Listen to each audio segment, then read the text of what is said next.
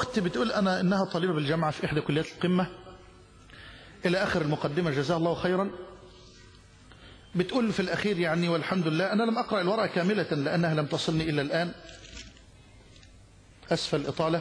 خلاصتها بتقول إن هي بعث الله لي من قالت بأن هناك من يريد خطبتي ونحسبه على خير، وقصت علي ما كنت أتمناه من التزام يعني. قال وتقول يعني وقد يكون جالس أمامك الآن على سنة النبي عليه الصلاة والسلام.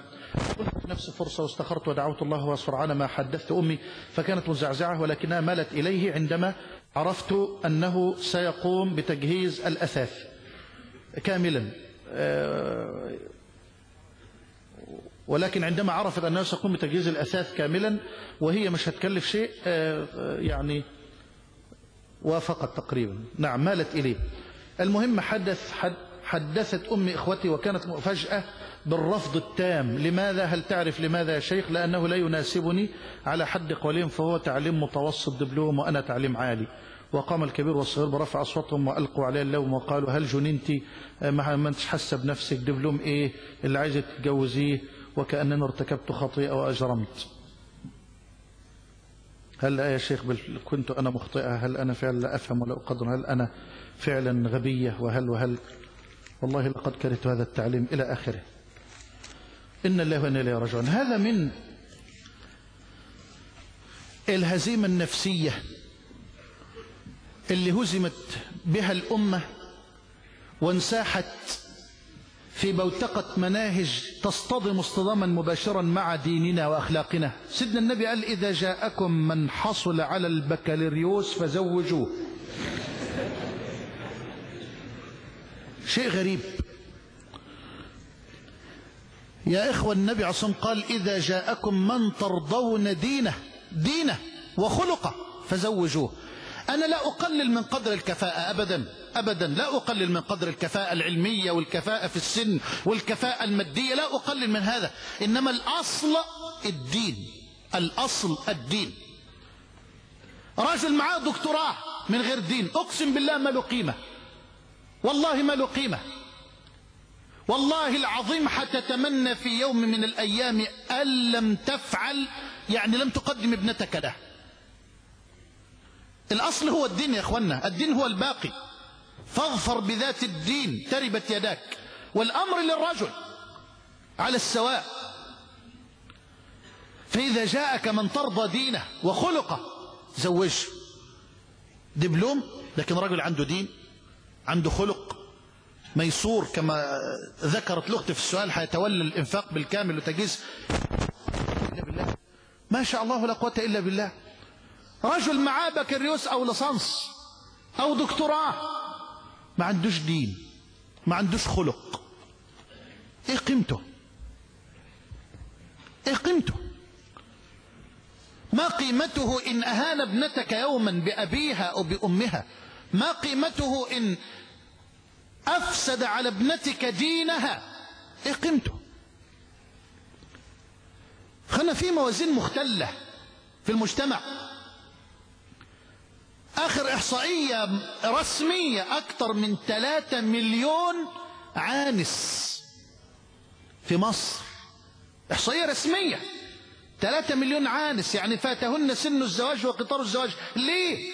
لتعنت الوالدين، تعنت الأسر، أسر متعنتة في أمور الزواج. البيت الزوجية لازم يبقى معرض موبيليا من أرقى معارض دمياط. يا عم تمشي يا عم وربك هيكرم بعد كده. وكلنا دخلنا بالثلاجة 60 قدم. شيء غريب. ما فيش حد فينا دخل كده والشقة متكامل، مستحيل، إلا يعني نادرا لمن يسر الله له أسرة ميسورة وساعده الوالد الكريم. إنما جلنا بدأ بداية بسيطة وربك يرزق. ورب العزة قال هذا هيغنيك بعد ذلك من واسع فضله سبحانه وتعالى. إنما ليه التعنت ده؟ أول سؤال أكتر من، مش عاوز أحدد نسبة عشان ما بقاش متألي على الله عز وجل، لكن نسبة كبيرة جدا من الآباء أول ما الابن المسكين يدخل البيت هتجيب كم أوضة يا ابني؟ هتشيل كم أوضة وأنا أشيل كم أوضة؟ يا أخوانا هي شروة مش كده يا أخوانا.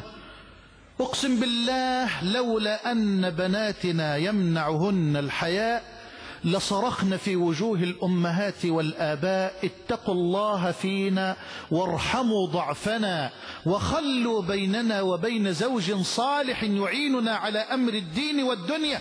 الأب بيدخل أعزكم الله ينام إلى جوار الأم أو إلى جوار امرأته ويترك هذه البنت اللي وصلت 23 و24 و27 و30 سنة لا تنام الليل، لا تنام الليل، تتقلب في فراشها كما تتقلب يعني على جمر. امرأة فيها غريزة ربنا أودعها فيها فطرة تريد أن تسكن هي الأخرى إلى زوج، فيأتي العنت من الوالد والوالدة. جاي لك رجل على دين وعلى خلق وهي دبلوم أو هو دبلوم وهي ليسانس أو بكالوريوس، إيه الإشكال في هذا؟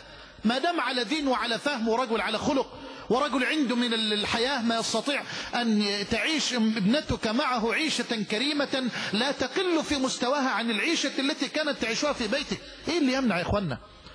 وددت أن لو سمع الوالد والأم مثل هذا حتى لا يعني نزيد ألم أختنا الفاضلة والسائلة. الأمر الآخر أنصح الأمهات يسروا ولا تعسروا كما قال رسول الله عليه الصلاة والسلام، وبشروا ولا تنفروا. وكذلك أنصح شبابنا إذا تقدم الشاب إلى بيت لا ينبغي لك أبدا أن تقول لأهل الزوجة أنتوا عليكم كذا وأنا علي كذا، لا تلزمش، مش من حقك، إنما تقول والله يا إخوانا أنا إن شاء الله أقدر أن أفعل كذا وأفعل كذا، وتفعل على قدر استطاعتك، ولا تلزم أهل الزوجة بشيء في مقابل ألا يلزمك أهل الزوجة أنت الآخر بشيء. لكنني ليس معنى ذلك ألا تأتي لهذه البنت أو الزوجة بما لمثل قريناتها في حدود قدراتك وإمكانياتك. وأسأل الله سبحانه وتعالى أن ييسر الزواج لشبابنا وبناتنا وأن يستر نساءنا، إنه ولي ذلك والقادر عليه.